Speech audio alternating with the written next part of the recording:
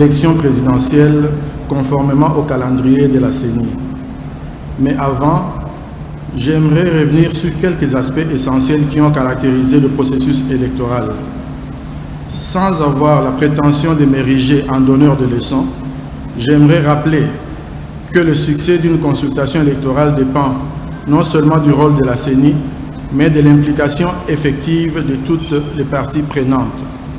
La CENI a, quant à elle, joué son rôle en mettant tout en œuvre pour faire de ces élections une compétition et un libre choix entre formations politiques et non pas un affrontement entre individus.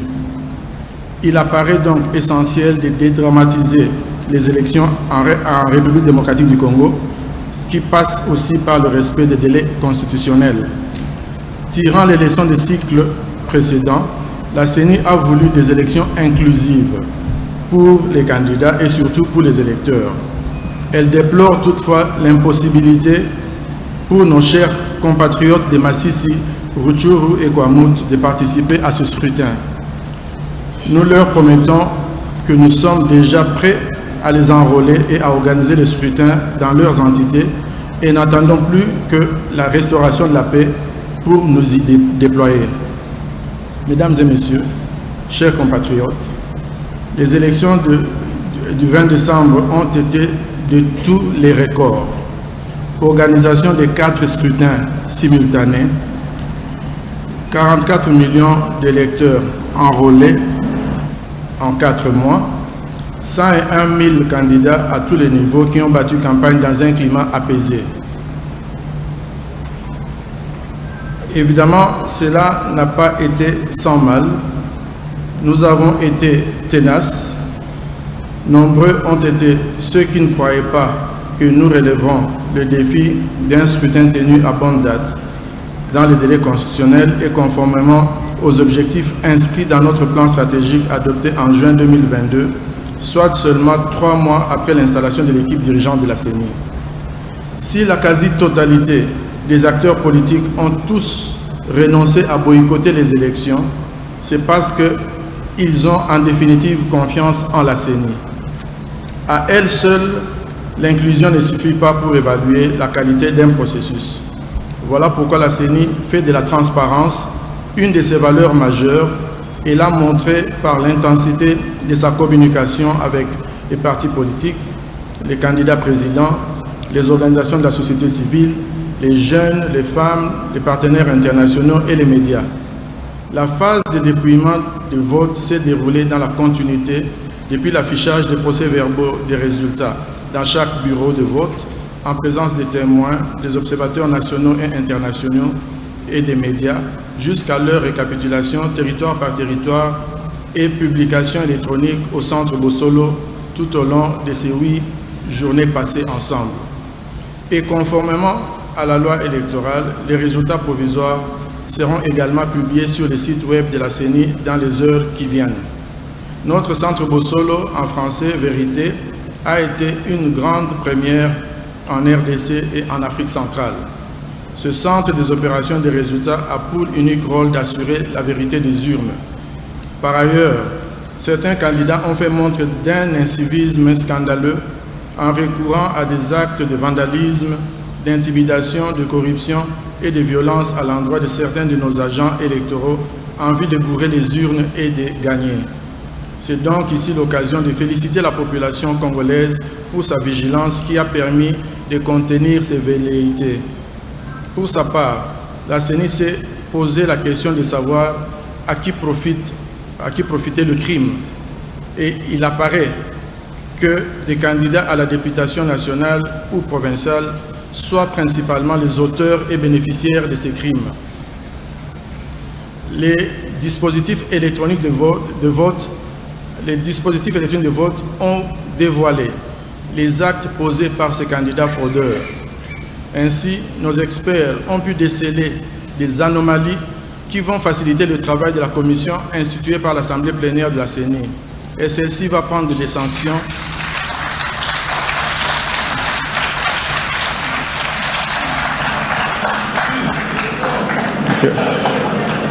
Ainsi, nos experts ont pu déceler des anomalies qui vont faciliter le travail de la commission instituée par l'Assemblée plénière de la CENI.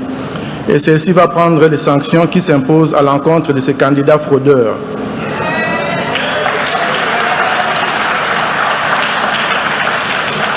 Mesdames et messieurs, chers compatriotes, la CENI, sans fausse modestie, a pu parvenir à organiser des élections apaisées et dans la sérénité. La campagne électorale de 2023 n'a rien à envier à celle de 2006, 2011 ou encore de 2018.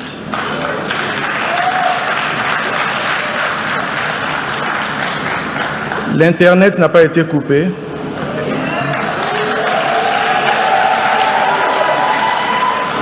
Et les Congolais ont continué à vaquer à leurs occupations dès le lendemain du jour de vote. Aucune activité n'a été perturbée, ce qui peut être considéré comme un thermomètre pour mesurer le caractère paisible de ce processus.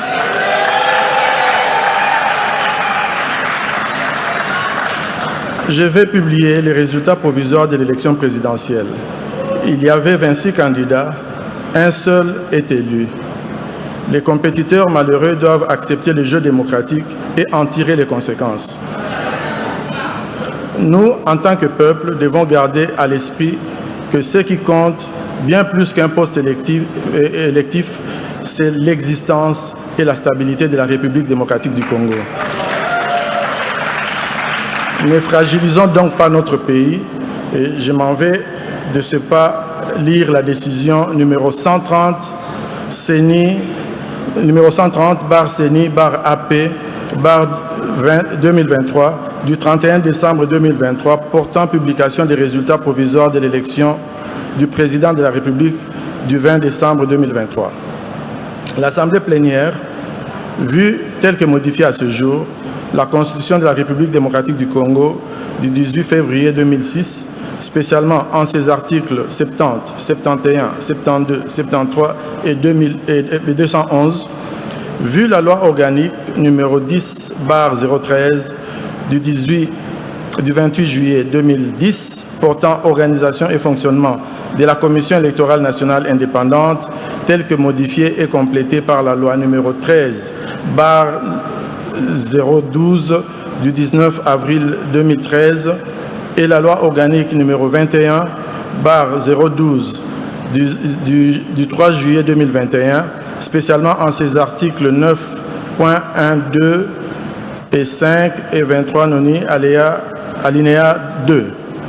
Vu la loi numéro 06/006 du 9 mars 2006 portant organisation des élections présidentielles, législatives, provinciales, municipales et locales, telle que modifiée par la loi numéro 11/003 du 25 juin 2011, la loi numéro 15/001 du 12 février 2015, la loi numéro 17/013 du 24 décembre 2017 et la loi numéro 22/029 du 29 juin 2022, spécialement en ses articles 11 à 22 ter, 67 bis, 100, 101, 102, 103, 104, 105, 106, 107 et 114. Vu la loi numéro 23/025 du 15 juin 2023 portant répartition des sièges par circonscription électorale pour les élections législatives provinciales, municipales et locales, vu les résolutions de l'Assemblée nationale numéro 003/CAB/AN/P/2021 du 16 octobre 2021 et numéro 004/CAB/AN/CM/2021 du 23 décembre 2021 portant entérinement de la désignation des membres de la Commission électorale nationale indépendante, vu les ordonnances numéro 21/084 du 22 octobre 2021 et numéro 21/102 du 24 décembre portant investiture des membres de la Commission électorale nationale indépendante, vu l'arrêt numéro R const 1756 du 28 avril 2022 par lequel la Cour constitutionnelle a confirmé que les décisions juridictionnels rendus en matière de contentieux des candidatures ne sont susceptibles d'aucun recours. Vu le règlement intérieur de la Commission électorale nationale indépendante tel que déclaré conforme à la Constitution par la Cour constitutionnelle, en son arrêt numéro R const 1722/TSR du 1er mars 2022, vu la décision numéro 044/CENI/AP/2022 du 26 novembre 2022 portant publication du calendrier du processus électoral 2022-2027 relatif aux élections présidentielles, législatives, provinciales, urbaines, municipales et locales, vu la décision numéro 103/CENI/AP/2023 du 1er septembre 2023 portant convocation de l'électorat et ouverture du bureau de réception et de traitement des candidatures pour l'élection du président de la République, vu la décision numéro 111/CENI/AP/2023 du 5 octobre 2023 portant publication de la liste provisoire des électeurs, vu la décision numéro 116/CENI/AP/2023 du 19 octobre 2023 portant publication de la liste provisoire des candidatures recevables et irrecevables à l'élection du président de la République, vu la décision numéro 119/CENI/AP/2023 du 3 novembre 2023 portant publication de la liste définitive des candidatures à l'élection du président de la République, considérant que la Commission électorale nationale indépendante est chargée d'assurer l'organisation et la régularité des processus électoraux et référendaires, conformément aux articles 211 de la Constitution du 18 février 2006 et 3 de sa loi organique numéro 10/013 du 28 juillet 2010 portant organisation et fonctionnement de la Commission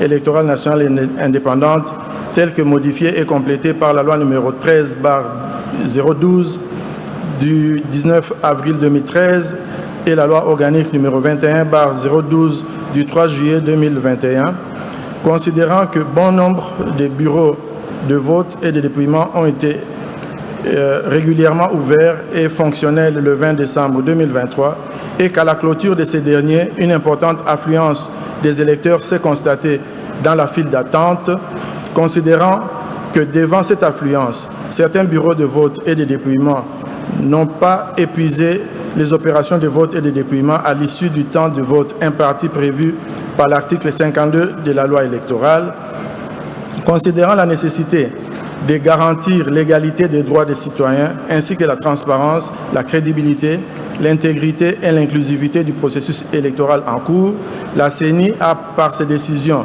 numéro 128/CENI/AP/2023 du 20 décembre 2023 et numéro 129/CENI/AP/2023 du 21 décembre 2023, ordonné la poursuite des scrutins combinés du 20 décembre 2023 dans les centres de vote précités.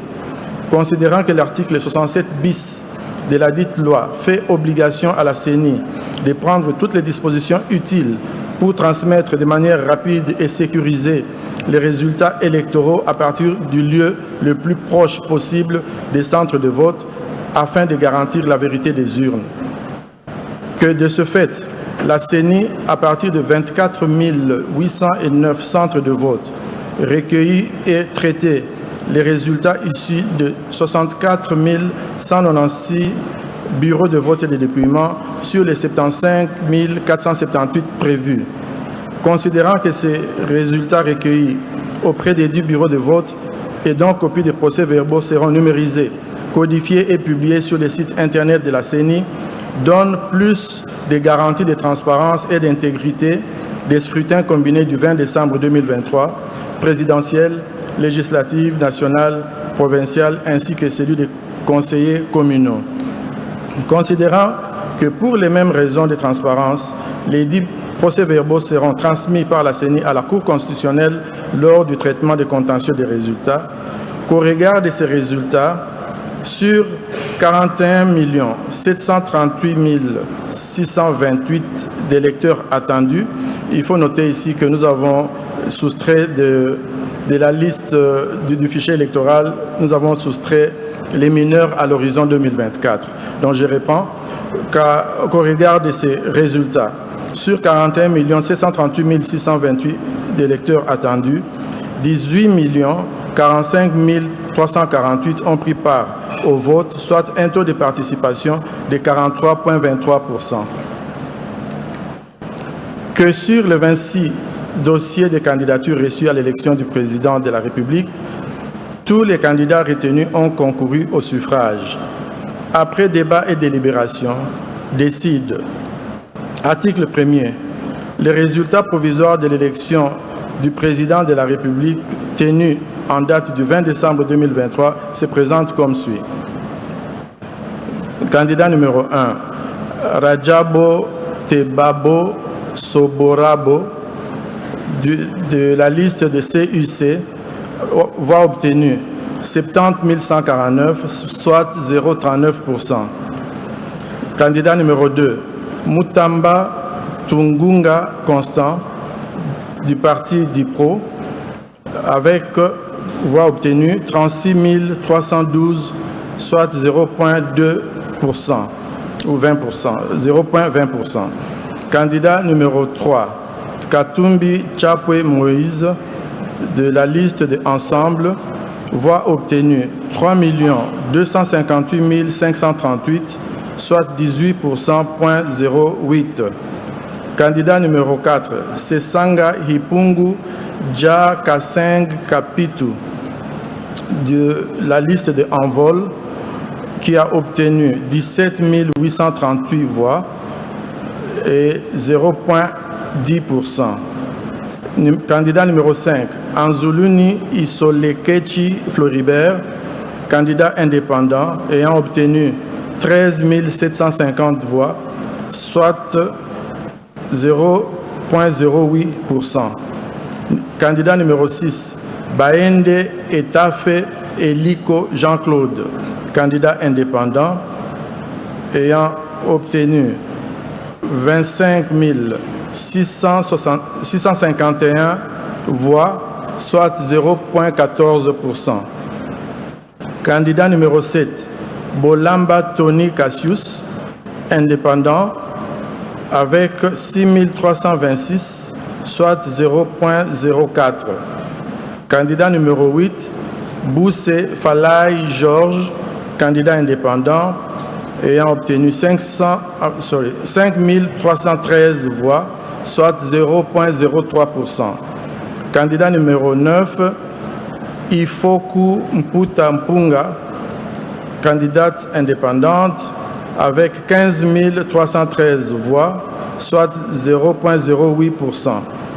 Candidat numéro 10, Kazadi Kandarex, candidat indépendant, avec 5 772 voix, soit 0,03%. Candidat numéro 11, Kikuni Massoudi 7, candidat indépendant, avec 8 639 voix, soit 0,05%. Candidat numéro 12, Majondo Mwamba Patrice, candidat indépendant, avec 15 865 voix, soit 0,09%. Candidat numéro 13, Massalou Anedou André, candidat indépendant, ayant reçu 14 013 voix, soit 0,08%. Candidat numéro 14, Moudekereza Bassimwa Justin, candidat indépendant, avec 7 576 voix, soit 0,04%. Candidat numéro 15, Mukwege Mukengere Denis, candidat indépendant, avec 39 728 voix, soit 0,22%. Candidat numéro 16, Ngalasi Kourisini Agri, candidat indépendant, avec 37 535 voix, soit 0,21%. Candidat numéro 17, Ngoi Ilunga Wasenga Théodore, candidat indépendant, 4 139 voix, soit 0,02%. Candidat numéro 18, Nkema Lilo Bokonzi Loli, candidat indépendant, avec 17 061 voix, soit 0,09%. Candidat numéro 19, Chani K. Mwadianvita Noël, candidat indépendant, avec 9 319 voix, soit 0,05%. Candidat numéro 20, Tshisekedi Tshilombo Félix Antoine, candidat indépendant, avec 13 215 366 voix.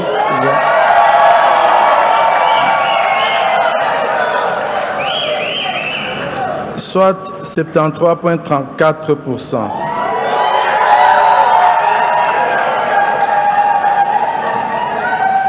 Candidat numéro 21, Fayulu Madidi Martin, de Lamouka Fayulu, avec 960 478, soit 5%,33.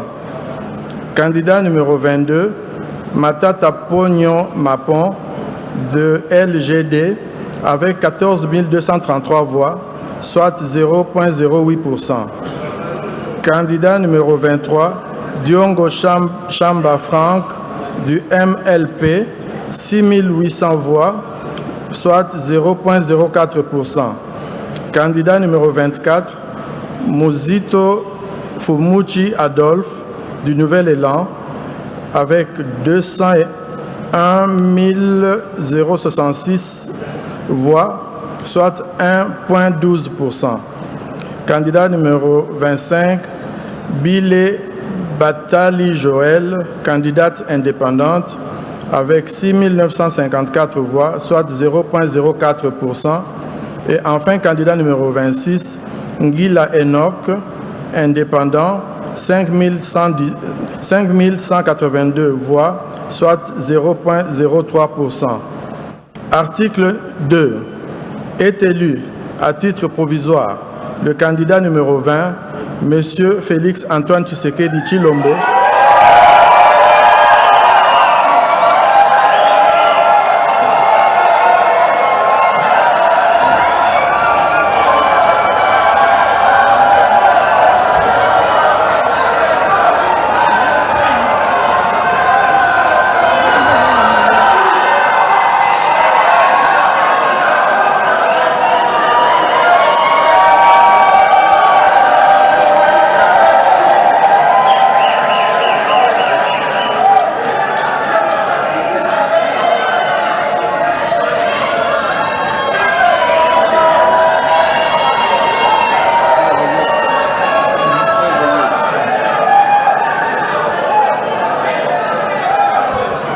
Article 2. Est élu à titre provisoire le candidat numéro 20, M. Félix Antoine Tshisekedi Tshilombo, ayant obtenu 13 215 366 voix, 366 des suffrages valablement exprimés, soit un pourcentage de 73,34. Article 3. Le membre du bureau ayant dans ses attributions le déroulement du scrutin, la collecte des résultats ainsi que le secrétaire exécutif national sont chargés chacun, en ce qui le concerne, de l'exécution de la présente décision qui entre en vigueur à la date de sa signature. Fait à Kinshasa le 31 décembre 2023, Denis Kadima Kazadi, président.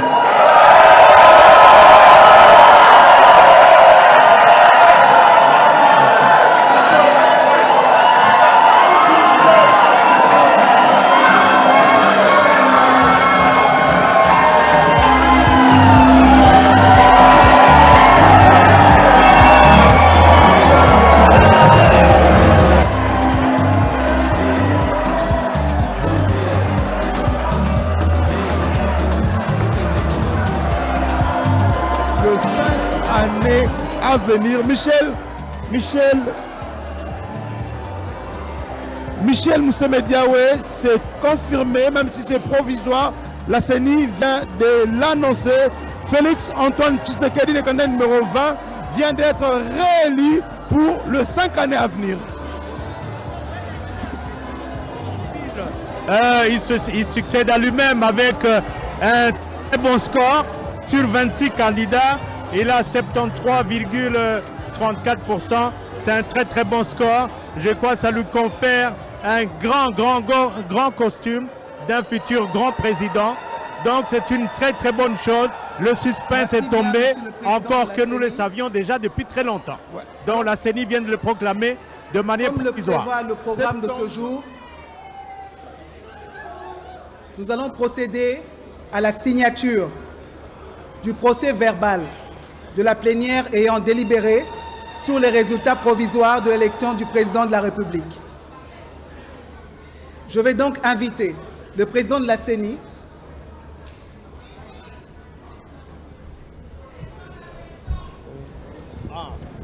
Monsieur le Bourg, monsieur le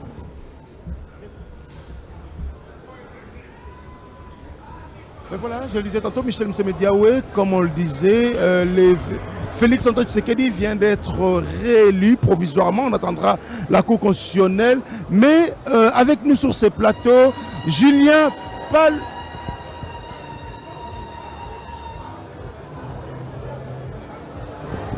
Michel Msemediawe, là c'est la signature de PV. Donc pour la CENI, c'est définitif. Félix Tshisekedi est réélu pour les 5 années à venir. Oui, il succède à lui-même, il remplit pratiquement, on le savait déjà.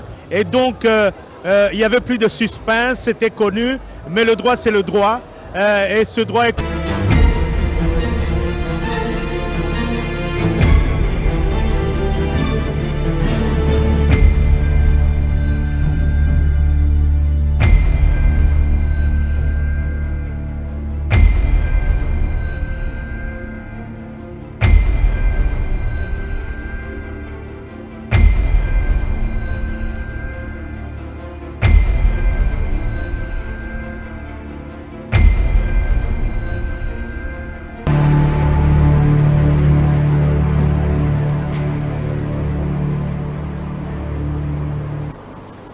Voilà, bonsoir fidèles téléspectateurs de Mondico Télévision. Vous êtes sur la chaîne, comme on a l'habitude de l'appeler, Une pensée en écrit. Vous avez raison. Bienvenue dans ces décryptages spécial élection 2023. Vous savez, la République démocratique du Congo était à son 4e cycle électoral après 2006, 2011, 2018, maintenant 2023.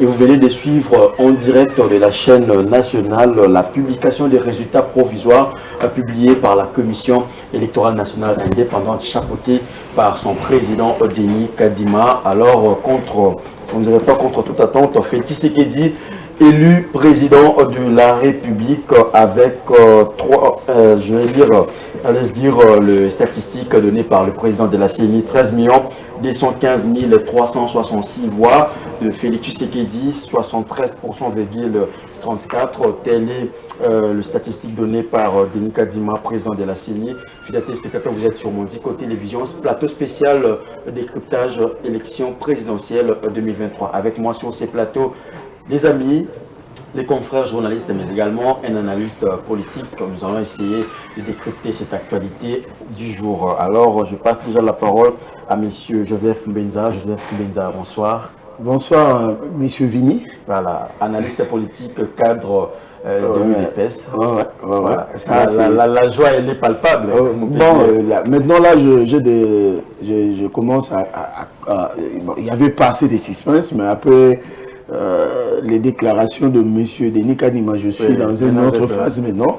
J'ai voulu sauter, mais je vous respecte parce que si j'étais chez nous là-bas à Limité, j'allais oublier qui je suis là. Voilà. Et ça, c'est un soulagement. Nous venons de très loin. Voilà. Merci beaucoup. Merci beaucoup, Joseph Benza, avec nous. Nous allons décrypter la publication des résultats. Tout à l'heure, là, Denis Kadima, Félix Tshisekedi, président de la République. Bonsoir, Bijou Lumuna. Bonsoir, Véning Ali Junior. Journaliste au sein des Mondico Télévision, présentatrice des journaux. Avec vous, nous allons également décrypter la publication des résultats. Bien sûr, donc on est là pour ça. On vient de suivre ensemble le président de la CENI, via la chaîne nationale, qui a publié le président, les résultats provisoires. Les résultats provisoires, disons, en attendant les résultats définitifs et l'arrêt de la Cour constitutionnelle. Donc, on est là, on va décrypter ensemble. Voilà, un nouveau sur ce plateau. Après Joseph Menda déjà davantage, on parle ici. Il s'agit bel et bien de Augustin Kapena. Augustin Kapena, journaliste professionnel. Est-ce qu'il y a-t-il des journalistes non professionnels? Je ne sais pas. Lui, il est journaliste professionnel, éditorialiste, mais également analyste politique avec nous sur ces plateaux. Augustin, bonsoir. Bonsoir Vini, bonsoir. Bienvenue à Mandikou Télévision, une chaîne, la meilleure télévision du moment. Hein, on ne va pas se voiler la face au regard de tout ce que cette chaîne est en train de produire. On en parlera un autre jour, mais aujourd'hui, nous parlons élection. Voilà, nous parlons élection. Comme vous venez de le dire, la cérémonie à peu près d'une durée a débuté par l'allocution du président de la CENI, Denis Kadima, vous venez de suivre tout à l'heure, qui a publié le résultat provisoire des élections de 2023. Le président de la République, Félix Tshisekedi, réélu pour un deuxième mandat avec une affaire de 13 215 366 voix. Une affaire de 73,34%. Alors, je commence avec Joseph Mbenza, cadre de l'UDPS. Vous venez de suivre la publication des résultats. D'abord, quelles sont vos impressions d'entrée de jeu? Pensée pieuse à notre mentor Étienne Tshisekedi Wamulumba, de Rose Mémoire. Nous aurons souhaité qu'il soit là pour voir ça. Parce que nous venons de très loin. Déjà en 2019, l'équilibre du pouvoir était fragile. On est passé par beaucoup de choses et c'est vers 2021 que les choses ont commencé un peu à se stabiliser et aller pour le mieux avec l'Union sacrée. Là, je félicite l'équipe de la présidence de la République, en l'occurrence le directeur de cabinet Kylian Niembo qui a su maîtriser les choses, parce qu'avant lui c'était compliqué, parce qu'il faut commencer d'abord par la présidence de la République, organiser les choses pour que le reste les institutions puissent emboîter le pas. Je félicite les membres du présidium de l'Union sacrée. On a vu autour du président une synergie qui s'est créée pour que nous puissions arriver à ces résultats. Au-delà de ça, coup de chapeau au secrétaire général Augustin Kabouya de manière particulière et tous les enfants de l'IDPS, d'ici et d'ailleurs, et sans oublier aussi tous les communicateurs, toutes tendances confondues. Parce que nous sommes passés dans beaucoup de choses. On a été dans tous les médias pour expliquer aux Congolais la vision du chef de l'État, avec toutes les difficultés qu'on a rencontrées pendant 5 ans. Voilà. Et aujourd'hui, ça a payé. Hommage à vous aussi, chers communicateurs. Aujourd'hui, enfin, on peut dormir plus ou moins en paix parce que nous attendons la Cour constitutionnelle. Voilà. Mais déjà, je rappelle qu'ils sont des résultats provisoires. Mais le résultat engagé, c'est le fruit du travail.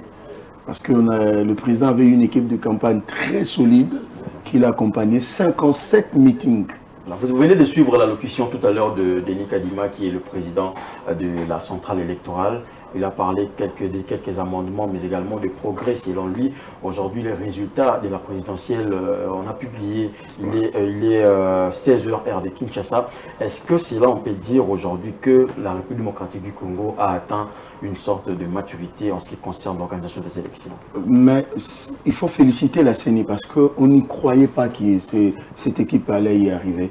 Avec 28 mois de retard, avec des problèmes de décaissement. Parce qu'il faut le dire que l'argent n'était pas disponible. Hein. Il fallait mobiliser l'argent pour donner à la CENI et arriver aujourd'hui à ces résultats malgré certaines imperfections qui ne peuvent pas... Beaucoup d'imperfections d'ailleurs. Mais qui ne peuvent pas remettre en question la volonté du peuple qui s'est exprimé par son vote.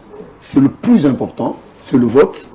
Et qu'on y soit arrivé là, bravo à cette équipe de la CENI, que nous souhaitons qu'ils puissent s'améliorer aussi. Voilà, merci beaucoup Joseph Mbenza. On sent déjà l'enthousiasme du côté de l'UDPS. Vous avez dit longtemps, si c'était au niveau des limités, vous allez sauter.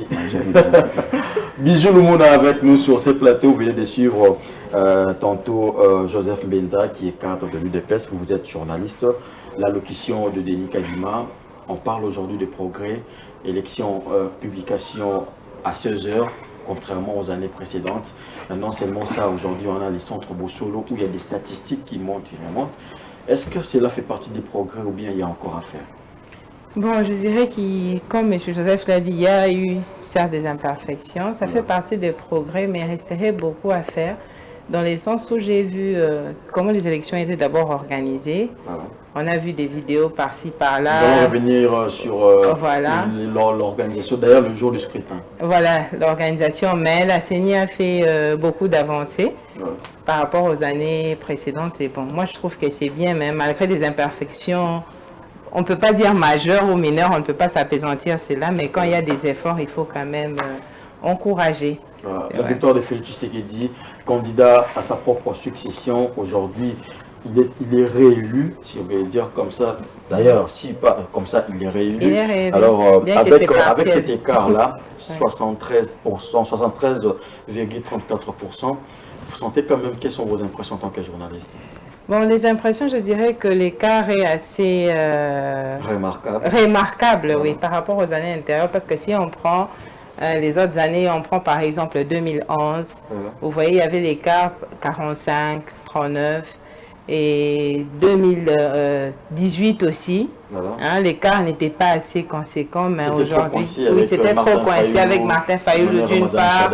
Voilà, il y avait l'écart n'était pas assez conséquent comme on le voit actuellement. Voilà. Donc l'écart est tellement conséquent. Bon, des avis sont partagés de part et d'autre. Moi, je ne peux pas prendre position. Je ne peux pas dire, par exemple, qu'il y a eu ceci ou cela. Je ne peux pas m'engager sur ça. Mais je trouve que on va élucider ça au cours de cette émission. Voilà. Augustin Capil avec nous sur ce plateau, monsieur.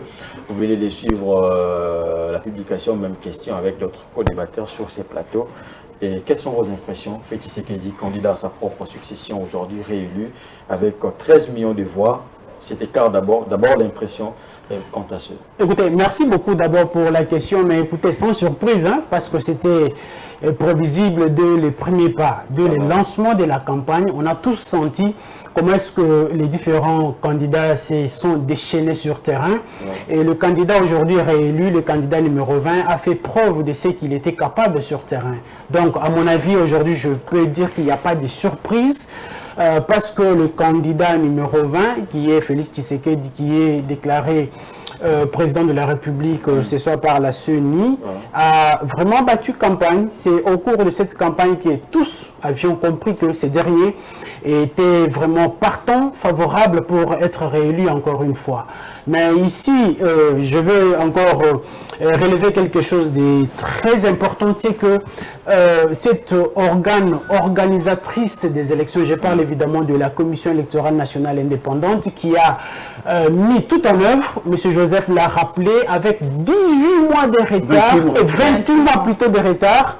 Allez-y comprendre, c'est quel travail de titan qui a été justement fait par cette commission électorale. Coup de chapeau, malgré tout ce qu'on peut relever comme déficit, comme tout ce qu'on peut dire comme problème logistique, irrégularité. D'ailleurs, je vais souligner ici que dans tous les pays du monde, même les pays à grande démocratie, en organisant les élections, il y a toujours des irrégularités. Il n'y a pas un seul pays qui peut me dire ici que voilà, on organise des élections du début à la fin sans pour autant qu'on puisse connaître des irrégularités.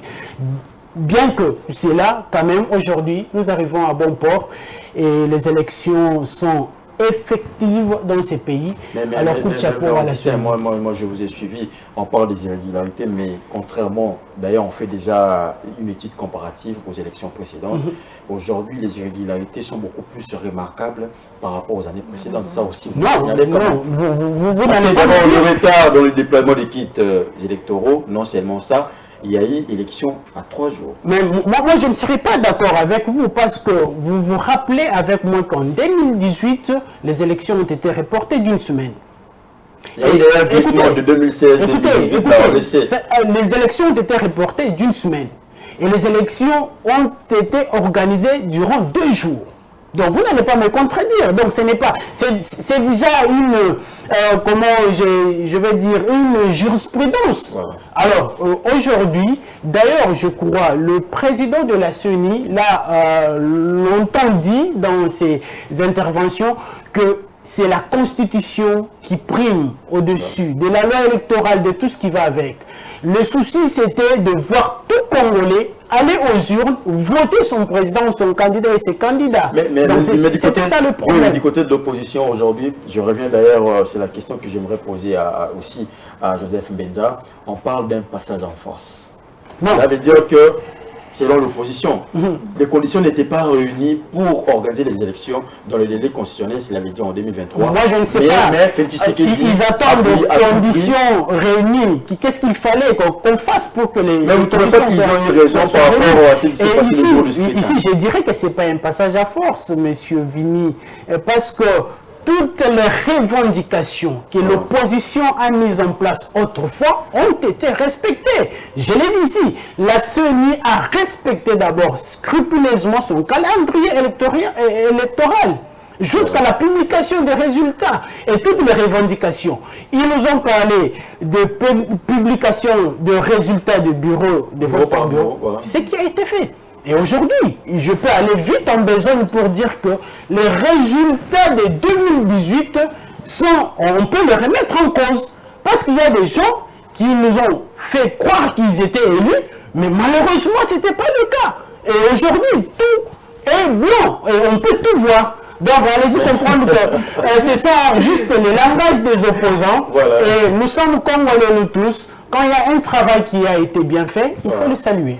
Voilà, merci beaucoup Augustin Kapena pour votre éclairage. D'ailleurs, je vous retiens, il faut mettre en cause les élections de 2018 parce qu'aujourd'hui, les gens disent vérité des zones, mais par rapport à l'écart, est-ce qu'on peut mettre en cause Joseph Benza? Vous savez, moi je suis dans la politicienne du Congo. Je sais ce qui se passe. Voilà. Et dessus des cartes. Ouais, il se passe beaucoup de choses. Mais c'est que j'ai remarqué qu'on n'a pas une culture démocratique. On est dans... Vous savez, à l'aube des indépendances, c'est le même tard qui continue aujourd'hui. C'est-à-dire les émotions, voilà. Le clivage. Si ce n'est pas mon homme, c'est-à-dire tout est faux. Voilà. Alors, les revendications de l'opposition, on a été dans tous les médias avec ces gens-là. Je ne vais pas citer leur nom ici, mais je parle de l'ECD de Martin Fayulu. Vous savez, c'est le plus grand perdant de ces élections. Du fait seulement d'une très mauvaise orientation politique et des décisions prises de manière un peu épidermique. 9 000 quelques voix, soit un suffrage de 5,33%. Il a eu 900 000. 900 000, voilà. Alors, les revendications de l'opposition sont non fondées. Pourquoi? Parce que c'est eux qui nous ont dit en 2021, Félix doit organiser les élections. En 2022, Félix doit nous organiser des élections. Il n'y aura pas un jour de glissement, y compris certains membres de la CENCO et de l'église ECC. Arrivé en 2023, lorsque M. Denis Kadima prend les choses en main et que la machine électorale commence à fonctionner en plein régime, ils reviennent pour dire stoppons, allons d'abord discuter. Et même les gens de la CENCO disent si on a quelques jours de retard, ça ne poserait pas de problème. C'est-à-dire pour eux, le schéma c'était le dialogue, ce n'était pas les élections. Il fallait forcer Félix, c'est pour ça le retard de 28 mois, il fallait forcer le Félix à ouvrir la brèche pour au-delà du 20 décembre 2023 pour que nous allions dans un dialogue de partage de postes. Nous ne pouvons pas nous le permettre en tant que d'abord majorité, en tant qu'IDPS. C'est pour cela que nous, on a insisté, nous devions avoir les élections à la date échue. C'est ce qui vient d'arriver. Tout ça, ce sont des discours de politiciens. Il ne faut pas suivre ça. Voilà. Des discours que de politiciens. Et puis, ils ne seront jamais d'accord parce que ce ne sont pas des hommes d'État, ce sont des politiciens. Non, mais la même chose avec Etienne Tshisekedi en 2011, il n'a jamais été d'accord. Suivez. Moi, j'étais là ce jour-là. Etienne Tshisekedi a remis en question les élections.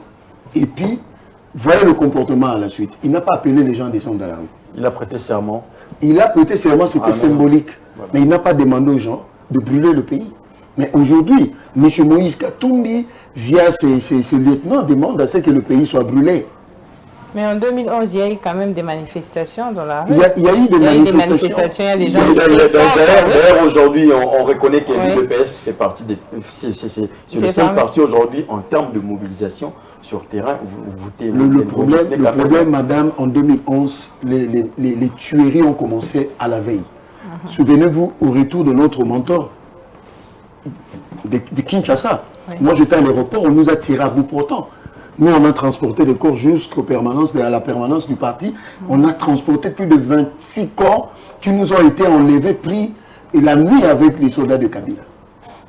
Vous voyez cet état-là de choses qui a fait que les gens puissent aller dans les travers. Mais aujourd'hui, c'est différent.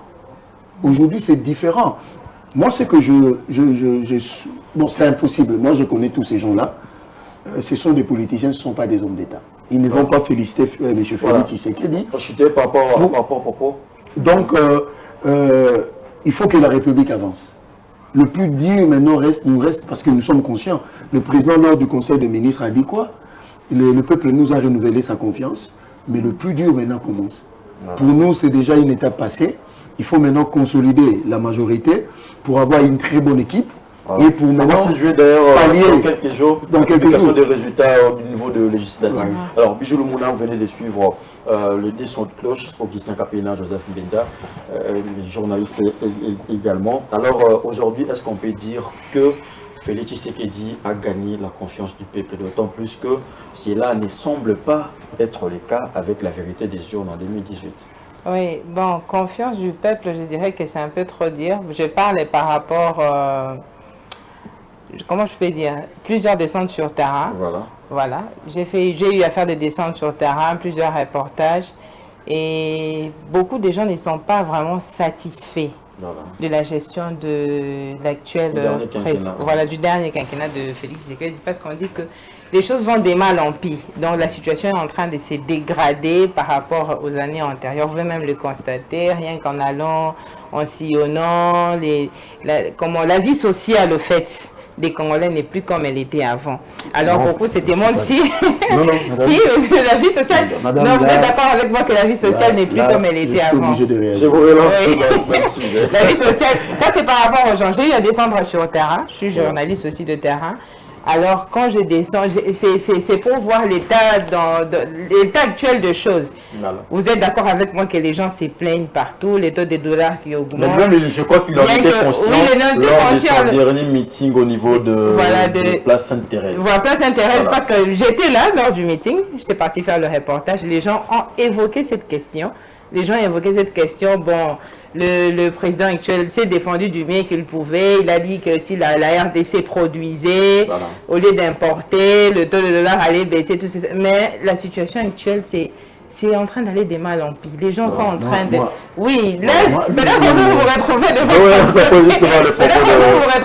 côté, voilà. Maintenant que vous retrouvez... Oui, la confiance, je ne peux pas dire elle est gagnée à 100%.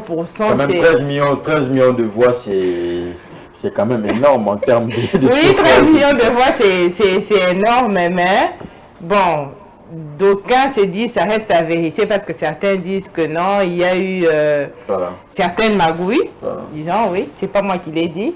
Les gens disent qu'il y a eu certaines magouilles parce que vu les cas, 13 millions, est-ce que les gens ont réellement voté le président actuel? On a vu des vidéos où il y a des mineurs de 12 ans, je ne sais pas, au niveau de l'Équateur, voilà, il y a des mineurs de 12 ans qui étaient partis voter. Moi, j'ai d'ailleurs reçu les témoignages d'une dame, que je ne veux pas citer, qui avait sa machine à la maison. Elle a dit que non. D'ailleurs, ça fait partie des irrégularités. Des irrégularités. Elle a dit que ceux qui machine te voter, Boutou Mobimba.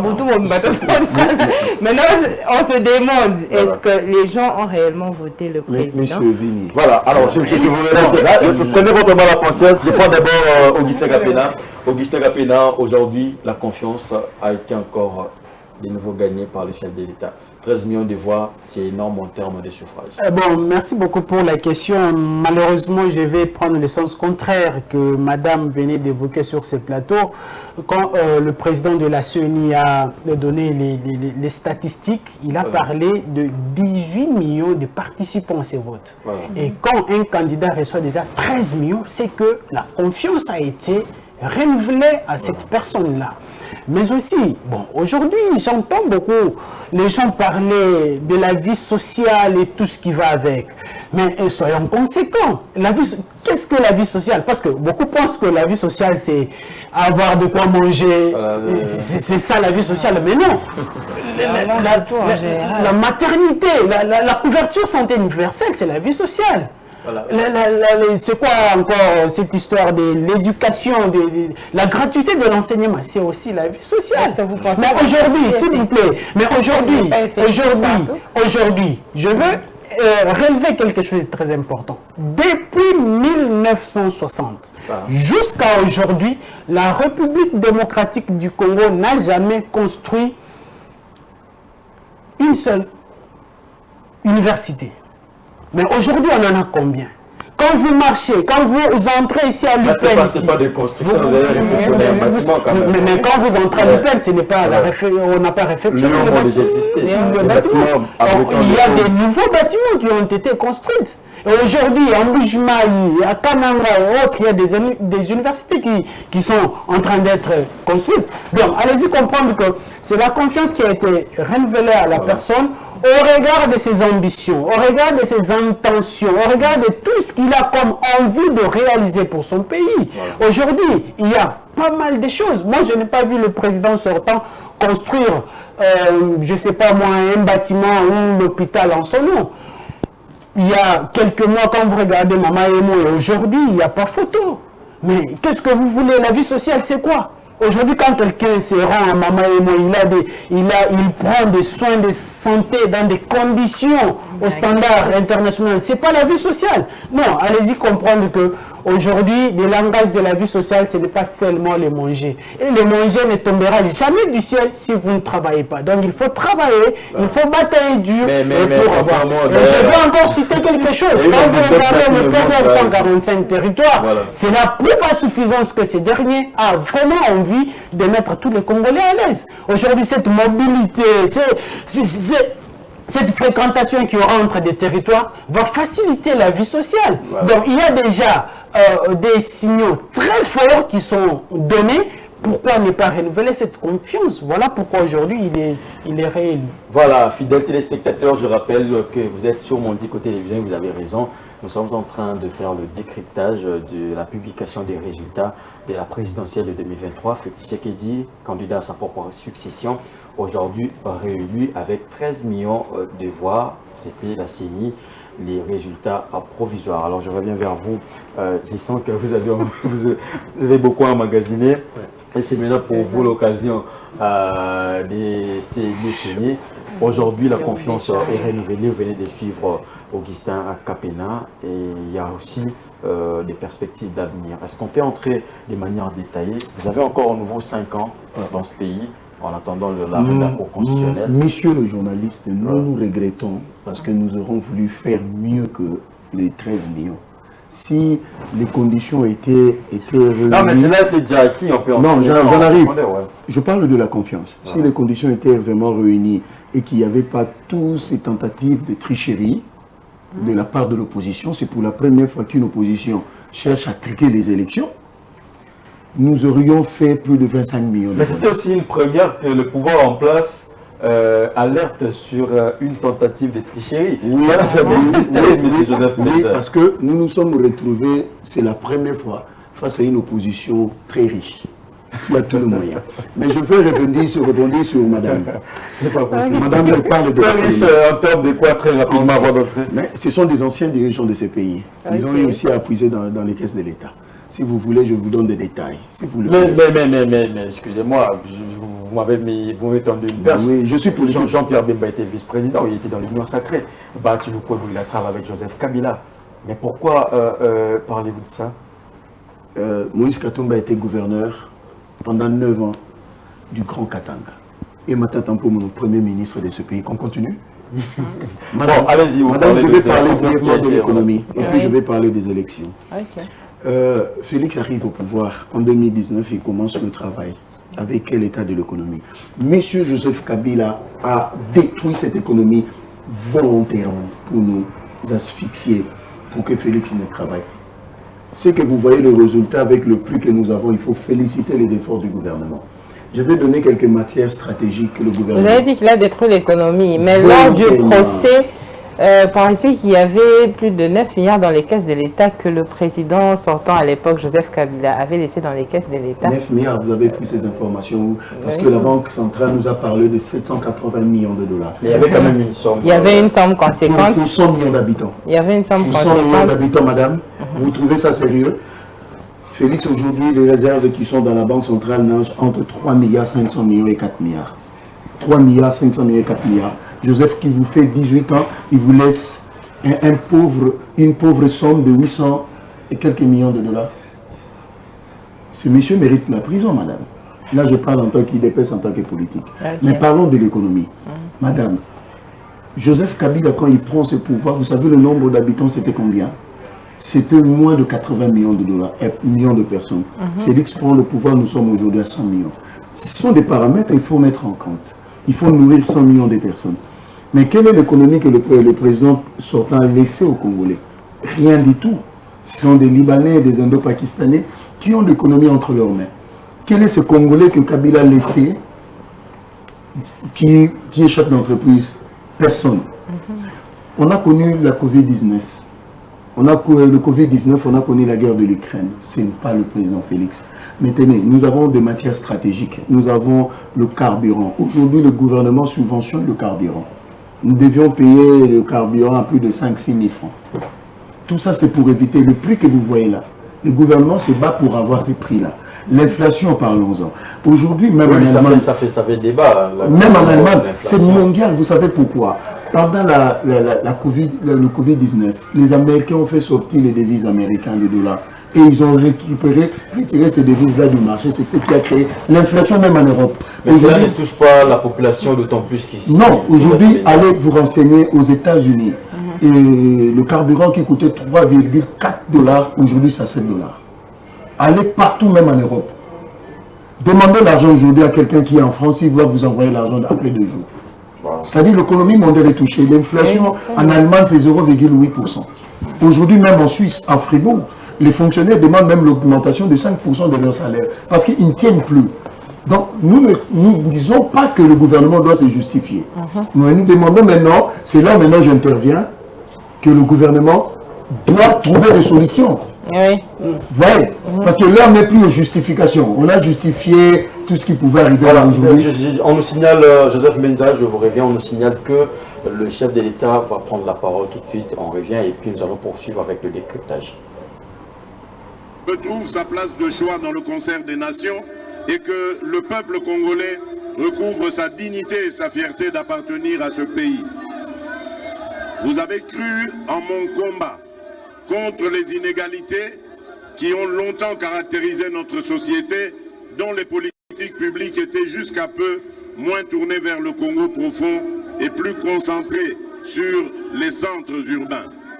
Vous avez donc cru en ma profession de foi, celle du réenchantement de la nation congolaise, initiée dès 2019 et qui veut que chaque Congolais, où qu'il se trouve, en milieu urbain comme en milieu rural, ressente la présence de l'État et puisse tirer profit de l'action gouvernementale ainsi que de nos richesses communes. Enfin, vous avez adhéré à ma vision et au projet de société vous présentez dès l'entame de campagne qui s'articule autour des 6 engagements majeurs et de 3 initiatives présidentielles prioritaires. Peuple congolais, mes très chers compatriotes, je voudrais vous rassurer que ce 2e mandat que vous venez de m'accorder sera dédié à plus d'actions pour la matérialisation de ces engagements et à l'éclosion de ces initiatives avec comme leitmotiv de ne jamais trahir le Congo, d'aimer notre Congo et l'empressement de le voir se transformer grâce au travail de chaque Congolaise et de chaque Congolais. Je ne ménagerai aucun effort et rien de ce qui est dans mon pouvoir pour plus d'emplois au profit des Congolaises et des Congolais, plus de pouvoir d'achat, plus de sécurité pour tous, une économie plus diversifiée et plus compétitive, plus d'accès aux services de base, ainsi que pour des services publics plus efficaces à tous les niveaux et sur toute l'étendue du territoire national. Le programme de développement local des 145 territoires va se poursuivre à un rythme beaucoup plus soutenu. Il en est de même de la gratuité de l'enseignement primaire et de la couverture santé universelle, dont le bel élan déjà amorcé ne saurait être brisé. Nos milieux urbains et ruraux seront dotés de plus d'infrastructures et des projets d'assainissement d'interconnexion au cours du prochain mandat. Avec la poursuite sans désemparer de la mise en œuvre de la loi de programmation militaire dès janvier 2024 et grâce au travail du comité de suivi et d'évaluation des programmes auxquels je veillerai personnellement, nos forces armées vont davantage monter en puissance et acquérir plus de moyens pour assurer avec plus d'efficacité la défense de l'intégrité de notre territoire. Mes très chers compatriotes, peuple souverain de Kinshasa, du Bas-Ouélé, de l'Équateur, du Haut-Katanga, du Haut-Lomami, du Haut-Ouélé, d'Ituri, du Kasaï central, du Kasaï oriental, du Congo central, du Kwango, du Kwilu, de la Lomami, du Lualaba, de Maïndombe, du Maniema, de Mongala, du Nord Kivu, du Nord Ubangi, de Sankuru, du Sud Kivu, du Sud Ubangi, de Tanganyika, de Chopo et de Chouapa. La campagne électorale a été un moment exceptionnel de communion et d'émotions partagées au cours duquel et à chaque étape, vous m'avez prouvé et à travers moi, à tout le peuple congolais, votre attachement à votre nation. J'ai pu ressentir durant toute ma procession ce désir ardent d'un vouloir vivre collectif, mu et impulsé par les mêmes attentes et les mêmes aspirations partout où je suis passé. Je vous exprime ma gratitude et les mêmes aspirations partout où je suis passé.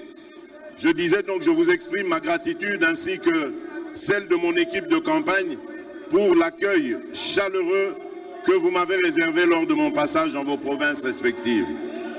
Je n'ai aucun doute qu'à travers ce qui a été un plébiscite, c'est-à-dire l'expression massive et historique de vos suffrages, vous avez objectivement témoigné de votre attachement à ma personne et par-dessus tout au projet de société que je porte pour le bien-être collectif ainsi que pour la transformation certaine et progressive de notre pays. Vous avez ainsi démontré que vous êtes conscient de l'immensité des défis qu'il nous faut relever main dans la main. À celles et ceux de nos compatriotes qui n'ont pour une raison ou pour une autre pas porté leur choix sur ma personne, je tiens autant à les rassurer de l'exercice de leur droit le plus légitime qu'à les gratifier de mon respect quant à ceux, tout en rappelant que le chantier du Congo est grand et que du choc des idées jaillira la lumière. Réélu président de tous les Congolais et symbole de l'unité nationale, j'aimerais par ces mots vous rappeler, chères Congolaises et Congolais, qu'indépendamment de nos considérations et visions aussi distinctes qu'elles puissent être, que le Congo a besoin de la contribution de toutes ses filles et de tous ses fils. C'est donc dans un esprit d'ouverture que j'exercerai, comme pour le premier mandat qui vient de s'achever, ce second mandat que le peuple vient de me confier. En effet, cette victoire est une victoire pour relever nos défis d'intérêt national, notamment le défi de la sécurité, le défi de l'emploi, le défi de l'interconnexion de notre pays, le défi de la modernisation de notre administration, bref, le défi de l'accélération de la marche de notre pays vers l'atteinte et la maximisation de son plus haut potentiel, sans oublier les défis mondiaux pour lesquels notre voix est attendue. Soyez rassurés que la République démocratique du Congo, sous mon impulsion, poursuivra son élan de reconquête de la place et du respect qu'elle mérite dans le monde. La tâche est ardue et nécessite la mobilisation de beaucoup de volonté, d'énergie et de ressources. Toutefois, la force de notre détermination et l'espoir du peuple en ce projet sont tels que je suis farouchement convaincu, rien ne pourra stopper notre élan. La tâche, vous êtes, vous, peuple congolais et souverain primaire, les principaux artisans et garants, comme pour le précédent, du succès de ce deuxième mandat. Ce mandat sera le vôtre et il reviendra donc que vous le protégiez et que vous le sécurisiez contre les ennemis de notre développement. Mes très chers compatriotes, je ne saurais clore cette adresse sans remercier ma très chère et tendre épouse, la très distinguée,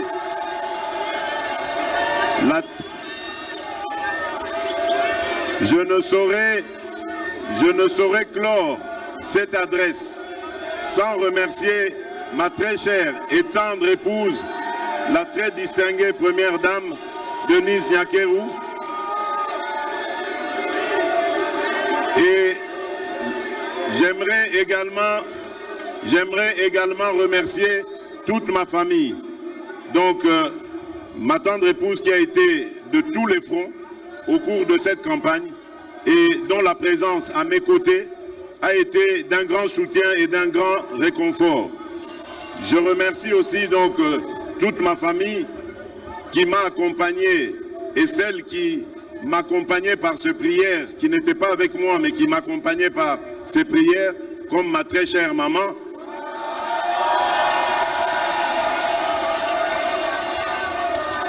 Et vraiment que Dieu les bénisse pour tout cela.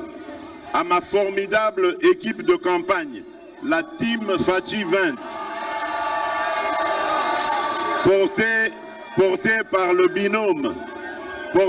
binôme formé de Madame Akassia Bandoubola et Monsieur Jacquemin Chabani, je vous exprime toute ma gratitude. Merci. Aux vaillants alliés de l'Union sacrée de la nation, à travers le Présidium et les membres, aux patriotes volontaires qui se comptent par millions, ici au pays comme à l'étranger, qui se sont jetés dans cette bataille et fait en sorte que la mobilisation soit totale pour permettre au peuple d'accéder à mon projet de société et de voter massivement en ma faveur. Veuillez recevoir ici l'expression de ma grande reconnaissance. Merci. Aussi, je voudrais, de manière spéciale, saluer nos compatriotes de la diaspora, qui, malgré tous les pronostics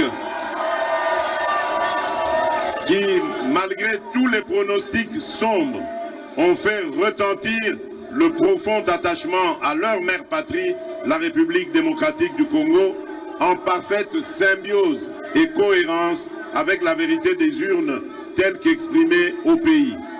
Enfin, retenez que la République démocratique du Congo est une terre d'espoir, une terre d'avenir.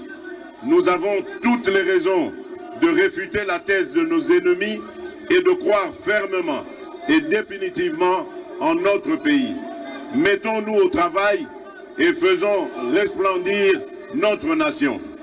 Banamboka, ezalinde likambo ya mabele. Congo ezali mboka ya bakoko na biso. Esengeli tobomba pe totonga yango elongo biso banso. Matondo mingi. Aksanti sana. Twasa kidilo abunyi. Mfia ukidi. Vive la démocratie. Vive le peuple congolais. Que Dieu bénisse la République démocratique du Congo et son peuple.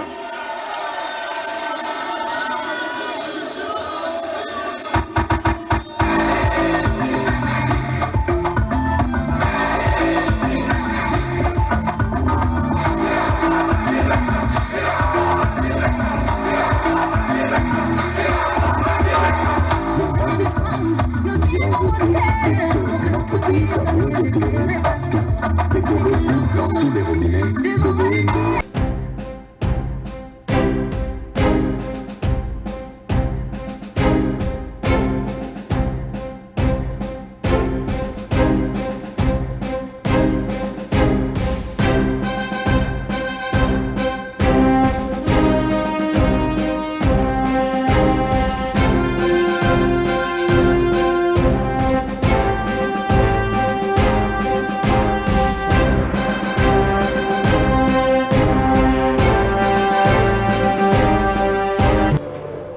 Voilà, de retour sur ce plateau, comprenez que c'est l'ambiance qui règne ici sur ces studios de Mondico Télévision. Vous nous suivez partout, nous sommes à Kinshasa, vous avez raison de nous suivre. Plus d'emplois, plus de sécurité, une économie diversifiée, tels sont là le propos du président de la République, Félix Tshisekedi, candidat à sa propre succession, aujourd'hui réélu avec... Je vais prendre l'appel, s'il vous plaît, est-ce que vous pouvez m'aider?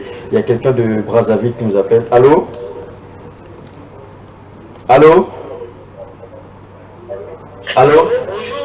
Bonjour. On vous appelle comment? Allô, je vous écoute. Oui, allô, bonjour. Allô? Allô? Vous me recevez? Bonjour, papa. Très bien.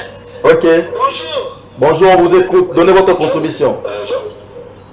Voilà, je vous appelle de Brazzaville. Je suis congolais de Brazzaville. Ok. J'ai suivi de près ou de loin voilà. le déroulement des élections au niveau de Kinshasa. Voilà. C'est vraiment à féliciter. C'est vraiment à féliciter. C'est un grand exemple pour l'Afrique.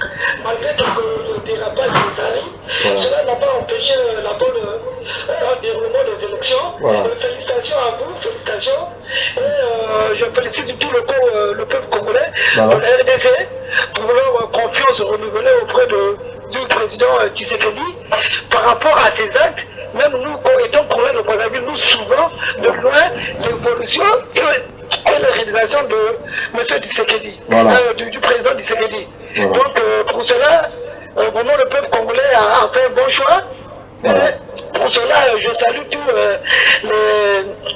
les autres candidats pour leur faire un play. C'est un grand exemple à donner au peuple d'Afrique et à toutes les nations d'Afrique. Voilà. Je vous remercie. Voilà, alors l'ambiance là-bas, vous êtes à Brazzaville, après la publication, parlez-nous un peu de l'ambiance qui règne en ce moment au niveau de Brazzaville. L'ambiance, dès que la CENI a eu à proclamer, je suis à Poto-Poto. Poto-Poto, c'est un quartier qui regroupe presque beaucoup de ressortissants d'Afrique. Voilà. Donc une grande population de la RDC. Il y a eu des cris de joie, des cris de joie un peu partout dans les maisons, dans les foyers. Les gens sont un peu sortis dans la rue et commençaient à parler de la bonne des déroulements des élections et des résultats donnés comme provisoires. Donc vraiment, il y a de l'ambiance ici au niveau de Poto-Poto. J'espère que vous connaissez bien Poto-Poto, parce que Poto-Poto, c'est même le fief des ressortissants de la RDC au niveau du Congo-Brazzaville. Voilà, alors je vous retiens un tout petit peu. La RDC, c'est le 4e cycle électoral, contrairement à Congo-Brazzaville. Est-ce qu'on peut dire qu'aujourd'hui, c'est un élan donné pour d'autres pays d'Afrique? C'est vraiment un grand élan et un grand leçon. Voilà. C'est vraiment une leçon parce que réaliser les élections au niveau de la RDC, la RDC est tellement vaste que c'est même, je ne sais pas, 150 fois le Congo-Brazzaville. Et les candidats sont allés en profondeur. Ils ont été un peu partout dans la RDC. Dans la RDC, ils sont exprimés librement. Et voilà quoi, c'est vraiment à féliciter. C'est un exemple à suivre. C'est vraiment un exemple à suivre pour les autres. Voilà, nous vous remercions de votre participation. Continuez à suivre. Si parmi les propos de ces messieurs qui sont là et qui vous dérangent, vous pouvez encore rappeler et puis nous allons prendre votre appel. Merci beaucoup. D'accord, merci beaucoup. C'est moi qui vous remercie. Et c'était au niveau de Brazzaville, quelqu'un nous a appelé. Il a d'ailleurs laissé un message que j'aimerais lire très rapidement. Bonjour, je suis Congolais de Brazzaville et félicite mes frères du Congo de la RDC pour leur confiance donnée encore au président Félix Tshisekedi. Bravo pour la bonne réalisation des élections malgré quelques manquements, mais cela arrive partout. Là, je rejoins Augustin Capenard. Il y a eu des manquements, mais cela arrive partout. Il y a quelqu'un qui vous a rejoint. Mais je l'ai dit tantôt. Ici, vous allez être d'accord. Vous serez d'accord avec moi. Il y avait quelques feuilles, non? Oui, c'est une feuille. Mais vous allez comprendre que la majorité a opté pour la confiance qui est renouvelée au président de la République, Félix Tshisekedi. Désormais, bien que la Cour constitutionnelle n'a pas encore dit son dernier mot, mais quand même la CENI a fait son travail. Et aujourd'hui, Tshisekedi a été réélu. Donc, s'il y a une marque de confiance de la population, il y a d'ailleurs un témoignage que nous venons de suivre ici à Brazzaville, plus précisément Poto-Poto, comment est-ce que des sifflets presque partout, c'est de même. D'ailleurs, je suis aussi connecté ici, je vois déjà Belgique, consorts, en tout cas, il y a vraiment l'ambiance qui est vraiment au zénith presque partout. Donc, allez-y comprendre que nous sommes pendant une période où les Congolais doivent quand même se réjouir de cette maturité-là. Mais ici, Vili, je voulais aussi relever quelque chose de très important parce que la République démocratique du Congo a déjà connu 4 cycles électoraux. Mais ici, peut-être, ça pourrait choquer certaines personnes. Je ne sais pas si Madame Bijou, ça va quand même la choquer, mais la vérité doit être dite. Ça doit être dit. C'est-à-dire que c'est le processus le plus apaisé que la République démocratique du Congo n'a jamais connu. En termes de quoi? En termes de paix, d'inclusion, de consensus. Donc c'est un processus que la République n'a jamais connu. Donc on a si on pourrait faire une rétrospective, vous verrez qu'en 2018, les élections ont été prévues en 2016 pour être tenues en 2018. Nous connaissons tous la date du 19 et du 20 septembre 2016. C'est que ça a donné. Le 19, le 20, le 21 janvier 2015. Voilà. Et puis 2016, parce que nous étions là. Voilà, on connaît tout ce que ça a donné. Et quand vous revenez en 2011, on connaît, d'ailleurs en 2016, tout ce que M. Joseph est en train d'énumérer ici, on a vu Thérèse Kapanga mourir, l'homme de l'Emba, c'est aussi peu à leurs âmes. Donc il y a eu pas mal de choses, il y a eu des gens calcinés ici. Je connais les gens calcinés, les gens qui ont été tués à bout portant, il y a eu des choses. On dirait qu'on était dans une période de la guerre. Quand on remonte à 2011, on connaît comment est-ce que Ngaïmo Nunda a mené le processus. Voilà. En 2006, on connaît comment ça s'est passé entre Bemba. Encore. Il y a un avis qui dit aujourd'hui sur ces plateaux que c'est le processus le plus apaisé de l'histoire de la RDC. Êtes-vous d'accord avec Augustin Kapena? Vous ne nous avez pas appelé encore? Oui, je suis tout à fait d'accord avec lui parce que je ne suis pas né de la dernière pluie, j'ai 53 ans. Donc pour cela, j'ai 53 ans, donc pour cela que je suis assez mûr et je suis de loin les déroulements des élections au niveau de la RDC. Voilà. Au niveau du plateau, les intervenants, je pense qu'ils ont raison. Hein. Voilà, ils ont raison parce que ça a été applaudi. Hein. Voilà. Ça a été applaudi et ça a été applaudi un peu partout. Ça a été applaudi par rapport au fair play. Voilà. Il y a eu un fair play Eric. Voilà. Je suis obligé de répondre d'autres appels. Allô? Allô, bonjour. Oui, bonjour, on vous écoute. Vous appelez depuis où? Voilà, il est parti. Non, il y a tellement des appels qui rentrent. Allô? Allez-y. Oui, je vous écoute. Voilà.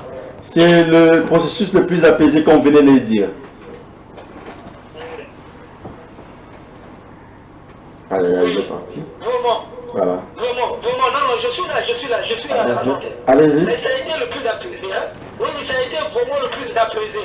Ça a été le plus apaisé. Nous avons suivi à suivre les toutes dernières élections qui venaient de se dérouler. Il n'y avait pas trop de l'ambiance comme cette fois-ci. Vous avez vu que le peuple s'est vraiment levé. Le peuple s'est vraiment levé quand nous voyons un peu le nombre de votants. Le nombre de votants, c'est que les gens ont pris conscience. Les gens ont compris qu'est-ce que c'est les élections. Je pense que les bureaux des candidats, ceux qui ont mené les campagnes, ont su comment est-ce qu'il faut expliquer à la jeunesse, à la jeunesse le bienfait des élections et d'aller voter. Voilà. Donc les gens ont pris conscience et voilà pourquoi ça a été la meilleure. Voilà. Voilà pourquoi c'était la meilleure de toutes les élections. Ça Voilà. n'a pas été la meilleure. Hein. Pour cela, bravo. Voilà. Bravo. Merci beaucoup. Merci beaucoup. Merci beaucoup depuis Brazzaville. Vous êtes en train de nous suivre. Vous avez raison. Vous êtes sur Mondico Télévision. Si le processus est plus apaisé, avant de prendre la Monsieur le journaliste, en 2006, bien que l'IDPS n'était pas partante, M. Malouma a publié des résultats dans un char de combat. Et ça n'est suivi une guerre ici à Kinshasa, entre Jean-Pierre Bemba et M. Joseph Kabila. En 2011, nous sommes partis. On a même perdu les Hugo Tanzanie, ces journalistes. Nous sommes partants. Même avant le jour du scrutin, nous avons connu le mort. Même après. Quand nous arrivons en 2016, le mandat devait prendre fin. M. Kabila a outrepassé le mandat, le délai constitutionnel. Il s'en est suivi de grandes marches en 2015. Le 19. Allô? Allô? Oui, allô? Donnez votre contribution. Allô? Il s'éloigne de la... Levez-vous un peu de votre poste téléviseur, s'il vous plaît. Ah, il est dans le bruit. Il est dans le bruit. Monsieur le journaliste, en 2015, nous avions des compatriotes, des membres du parti qui sont sortis avec nous dans des marches qui ne sont jamais rentrés. Jusqu'aujourd'hui, leurs corps sont introuvables. En 2016, c'était le plus pire. Là, nous avons vu l'armée sortir pour tirer à bout portant. Le soir du septembre, nous avons connu 6 membres de notre parti brûlés vifs. Et c'est Félix qui est arrivé vers 5 h du matin pour constater le dégât. Donc, c'est pour dire que malgré les imperfections liées à l'œuvre humaine, mais nous connaissons ces élections le plus apaisé que la RDC n'a jamais connu. Tenez, je sais que j'ai suivi un grand politologue et je suis d'accord avec lui. Cette élection a mis fin à une crise de légitimité depuis 1960 jusqu'à aujourd'hui. Non, parce que c'est la population qui s'est appropriée son élection. Je vous dis, nous, l'IDPS, nous reprochons beaucoup à la CENI, nous devions avoir un score plus lourd que ça. Parce que tel que nous nous sommes préparés, écoutez, messieurs, sur le 101 000 candidats, l'Union Sacrée avait aligné à peu près 80 000 candidats qui ont bâti campagne pour Félix, dans le recoin de la RDC. 57 meetings, 26 provinces. Il fallait le faire et il a dit, nous avions eu des alliés de qualité, monsieur le journaliste. Donc nous nous attendions à un score plus lourd que ça, mais il s'est fait que pour des raisons que la CENI a évoquées, on a commencé des élections en retard. Des irrégularités. Des irrégularités, mais qui n'entament pas. Donc, mais contrairement, j'allais d'ailleurs qu'on balance ces images, mais venir en esprit. Lorsque vous avez réussi la dernière fois, vous étiez contre les propos de la CENCO, de Nassel Cholet, quand elle parlait des irrégularités. Mais aujourd'hui, en croire le secrétaire général de l'UDPS, la CENCO est revenue à la raison. Vous savez quand même les propos. Non, le problème, nous avons alerté, c'est ça la politique. Quand les gens veulent faire de la tabulation parallèle, nous avons alerté pour dire que c'était... Mais quand ça va dans le sens du président, c'est ce que j'ai remarqué. Quelle que soit leur déclaration, nous ne leur faisons pas confiance. Non, mais quand ça va dans le sens, moi j'ai vu plusieurs commentaires. Je suis d'accord, mais madame, le premier rapport que M. Scholl avait allé le jour du vote à 12 h, mais c'était terrible ça. Et qui sont revenus à la raison. Nous leur disons bravo, mais nous gardons... Ça n'allait pas dans le sens du président de la République. Nous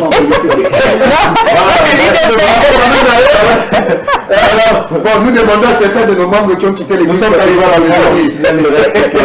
la fin. 4 minutes pour clore cette émission. Je prends la parole.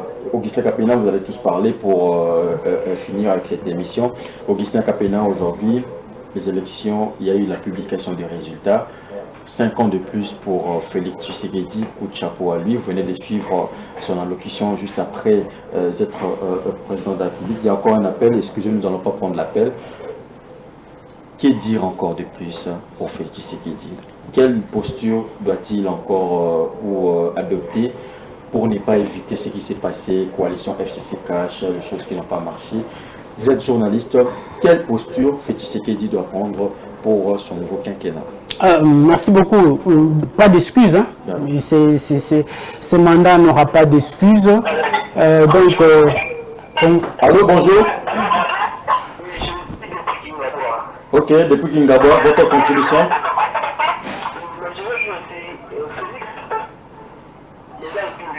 Voilà.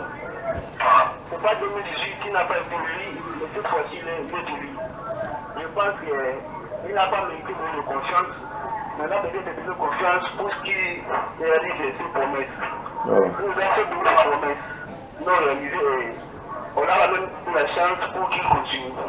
Mais il n'a pas mérité beaucoup de confiance. Je pense qu'il n'a pas été élu massivement. Wow. Merci beaucoup.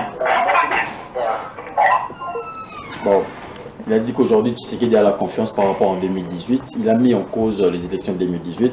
Et poursuivi à votre allocution, aujourd'hui, c'est nouveau quinquennat.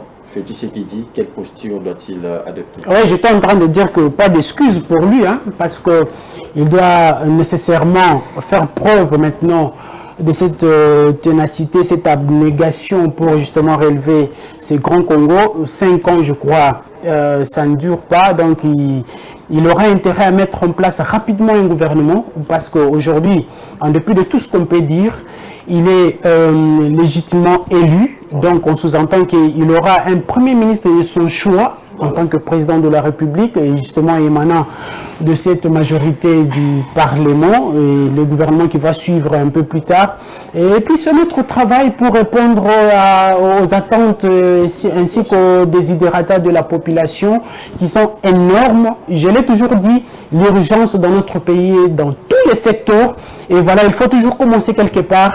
Il a opté pour le PDL 145 territoires, déjà avec quelques œuvres qui sont pratiquement visibles dans quelques coins de la République démocratique du Congo, avec tout ce qu'il est en train de mettre en place.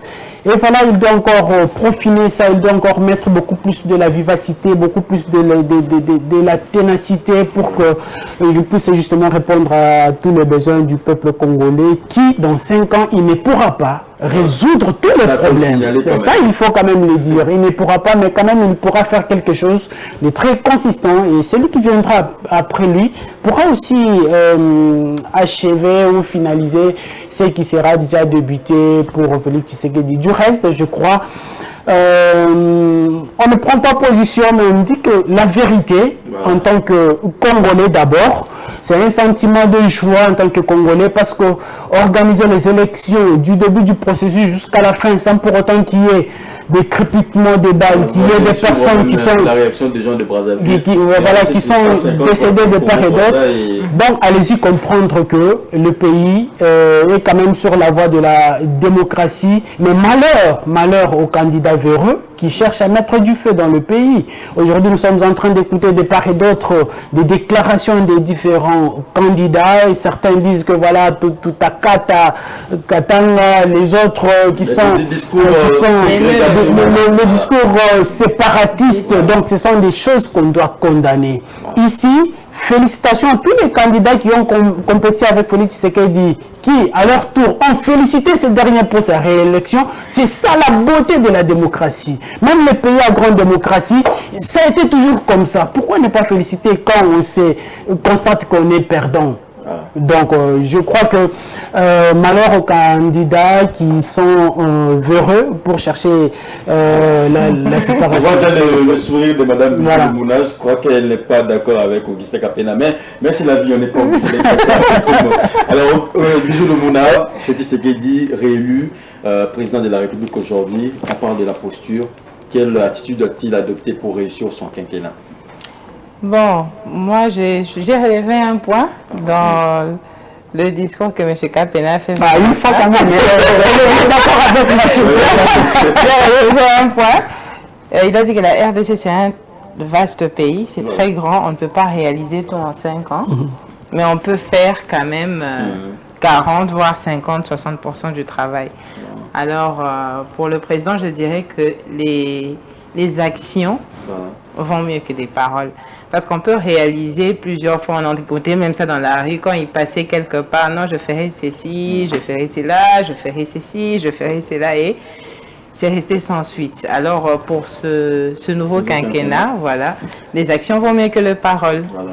S'il peut concrétiser ses actions, nous voyons déjà comment la population de la RDC vit, le taux de chômage est élevé, le social, bien que... bien que le social... Parce qu'on est déjà arrivé à la fin. Etienne Tshisekedi Lumumba, une fois nommé Premier ministre, Foufou Ekiti. C'était la vision du social. C'est une anecdote. Voilà. Maintenant, le social dit que CSU, couverture santé universelle, il y a des universités. Voilà. Bon, quand même, voilà, c'est ça. Être objectif, voilà, dans ce que fait la RDC, c'est un pays où il y a beaucoup à faire. Voilà, voilà les sociales de Congolais, les gens se plaignent. On remarque que la majorité des gens qui ont fini les études ne travaillent pas. Voilà, il n'y a pas d'aller... Ah, dans ce discours, il a dit, ouais. Non, mais aujourd'hui, aujourd'hui, avec 145 il y a plusieurs emplois. Avec les jeux de la francophonie qui ont été organisés ici, on a employé les jeunes. Oui, on a employé. On a relevé toujours des failles dans le processus électoral. Voilà. Merci beaucoup. Voilà, alors je dirais pour chuter que les actions vaut mieux que les paroles. Voilà, très bien. Merci beaucoup, Bijou Lumuna. Et nous allons chuter avec... les nouveaux... oui, mais vous avez le quinquennat, encore de plus. Beaucoup de responsabilités. On peut dire l'homme le plus heureux de ce plateau. Beaucoup voilà. plus de responsabilités. Quelle posture, voilà, pour ce nouveau quinquennat? Beaucoup de conscience et de responsabilité, fermeté, dureté. Voilà. Parce qu'autour du chef, pendant ces 5 ans, il y a eu trop de ratés. Tant dans les actions et dans la communication. Si il arrivait que M. Guilain Nyembo est reconduit comme directeur du cabinet du chef de l'État, il faut que l'IGF arrête de publier des rapports qui ont teinté l'image de notre régime de détournement. Cela ne relève même pas de l'IGF de publier des rapports. Ça aussi, ça fait partie. Non, je sais pourquoi je dis ça. Voilà. Vous savez, un régime se protège. Cette histoire-là de détournement, cette histoire-là de rater, ça doit cesser. Donnons une autre image de notre régime et c'est là où le président doit taper du poing sur la table. La qualité des collaborateurs. Parce que si vous avez des bons collaborateurs, toutes vos actions, parce que le président ne peut pas être omniprésent. Parce que ce sont des collaborateurs qui sont le relais du chef. Alors, par exemple, je vais prendre l'exemple du projet de 145 territoires. Nous sommes dans sa première phase. 1240 écoles construites, c'est bon. 760 centres de santé, 145 bâtiments administratifs. Mais la deuxième phase arrive. Là, on parle de routes et de dessertes agricoles et des brigades agricoles. C'est là où on va trouver la solution du social, dans le vrai sens du terme du peuple. Parce que là, il y aura tout un écosystème qui sera autour de ça. Ça va créer de l'emploi parce que le secteur porteur de croissance, c'est la pêche et l'agriculture. Alors, si vous développez ça dans le territoire et que les routes sont bien entretenues, il y aura assez de nourriture dans les grands centres et le peuple ne criera plus à la nourriture. Alors, ceux qui doivent piloter ces projets doivent être des hommes de qualité, des femmes de qualité. Sinon, ça sera la même chose. Le président donne un projet de 100 millions de dollars, vous commencez à demander qui a pris l'argent, il est où, ça doit cesser. Non, moi je suis d'accord avec... C'était quand même une manière de se démarquer pour l'IGF, parce que le régime de Kabila, l'IGF a fait un bon travail, contrôle a priori, a posteriori, mais en termes d'image, l'IGF aussi a contribué à terminer l'image du régime. Moi je suis politique, je sais pourquoi je dis ça. C'est pour cela que je dis ce sont des choses qui doivent se gérer. Voilà. Donc, bravo chef de l'État et bravo CG Kabouya quand même. Je suis de l'IDPS. Non, lui n'a pas été. Non, bravo CG pour le travail fait, parce qu'il a accompagné le chef. Et bravo à tous les membres de l'Union Sacrée, en particulier le membre de l'IDPS. Donc, beaucoup de responsabilités. Il y a aussi le de cabinet qui était au four et au moulin. C'est ça que je dis. C'est pour cela que je dis qu'il doit être maintenu parce que c'est un bon travailleur, c'est un bon bosseur. Voilà. Okay. Merci beaucoup, fidèles téléspectateurs de Mondico Télévision. Merci de votre attention soutenue, comme j'ai l'habitude de le dire. Vous nous avez suivis partout, Brazzaville, à Kingabwa, à Kinshasa et partout. C'était là le décryptage de la publication des résultats spécial présidentielle 2023. Je le rappelle pour vous qui venez de nous rejoindre, Félix Tshisekedi, Félix Antoine Tshisekedi Tshilombo réélu avec 13 quelques devoirs. C'est là la publication de Denis Kadima, président de la CENI. Nous attendons bien évidemment l'arrêt de la Cour constitutionnelle pour clore ces débats concernant les élections. Avec moi sur ce plateau, je suis avec Joseph Mbenza, cadre de l'UDPS, Madame Bijoulou Mouna, journaliste de Mondico Télévision, mais également Augustin Capena, toujours des analyses objectives. Merci de votre participation. Merci à l'équipe technique, le membre à la régie qui nous a accompagnés, Vite Panzou, Chatrak Bolumbo, pourquoi pas Igo Vouvou, Gédéon Kassonga, directeur des programmes, mais également...